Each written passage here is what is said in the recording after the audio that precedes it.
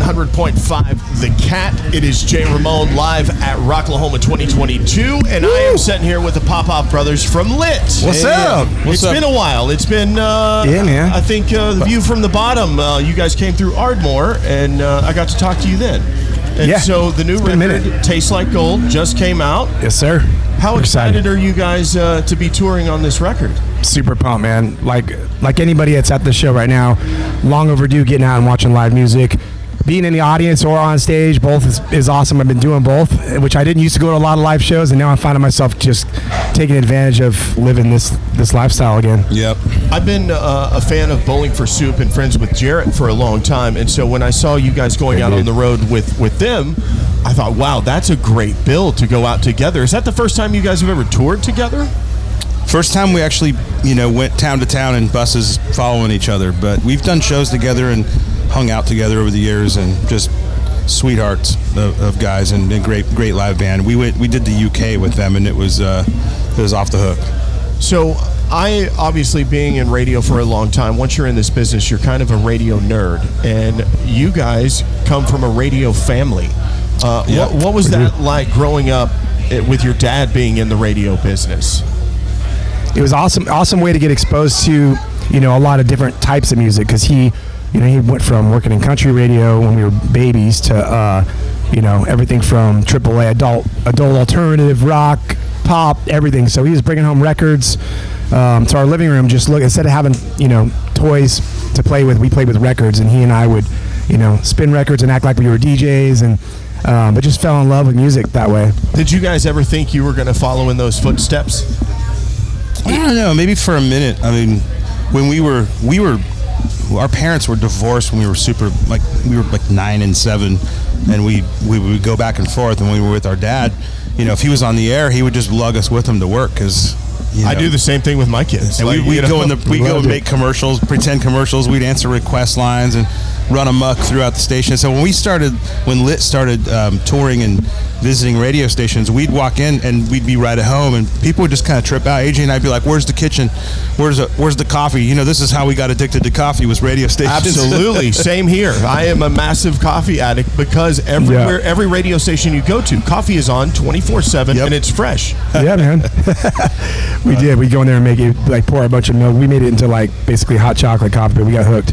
And the last record, Fast, before Tastes Like Gold, how shocked were some of the hardcore Lit fans to hear you guys go in a country direction? I mean, a lot of people don't realize you guys have been in Nashville with publishing deals, writing country songs with other artists and stuff for years, but your fans may not have known that right off the bat. No, they most of them did not know, and I think, but I mean, for the most part, we got just nothing but positive feedback when we put that out. I think it confused a lot of people.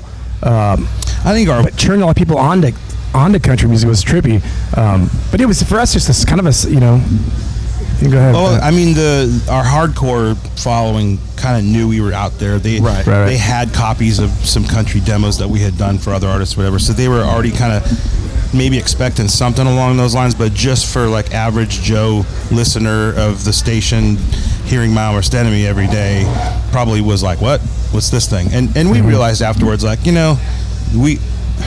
we love writing all kinds of different styles of music, but we don't necessarily need to put that out as Lit. So almost the second we put that record out, we wish we could kind of pull it back in and put it out as Popoff Brothers or something else. Because lots of people are doing that. Jarrett just released his country record. Zach Malloy's been in Nashville writing country songs forever. Kevin Griffin from Better Than Ezra. Yep. When you're a music head, I feel like you don't necessarily write music to fit a certain genre. You just write music, and whatever it fits is what it fits. Well, imagine if not to compare us to Robert De Niro, but imagine if he only played a gangster. Right, exactly. He's an actor. He wants to be a funny guy sometimes, play a dad. I'd be a lot happier if he just played gangsters all the time. So it's all about who you ask. I just mean as artists go, you're always trying to be challenged a little bit. Otherwise, it gets stale. And we listen to everything. We're fans of all those different genres, And you guys have always kind of been entrepreneurs too. Like you had the bar in California. Do you still have? It's in Fullerton, right, or Long Beach? Fullerton. Yeah, the slide bar. No, I don't have it. COVID and everything else that was the end of an era. But we had 15 killer years, a lot of great shows and great memories. And but yeah, we're full-time Nashville now and just focusing on music. What's your favorite place to eat in Nashville?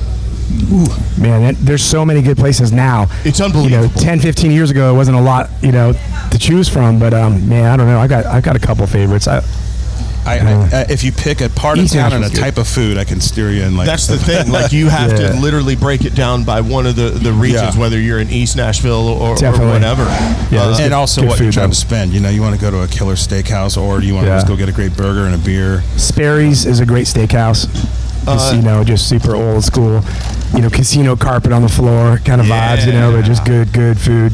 The Red Door. I had a friend who said you need to go to the Red Door and have the pizza. 100%. It was great. They're not doing the pizza anymore, which sucks. But that was that's you can still get in East Nashville, Red Door East, but that's one of our old school watering holes. We've been going since day one.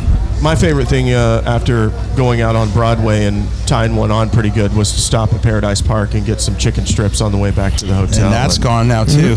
Damn it! No, you just crushed my soul, man.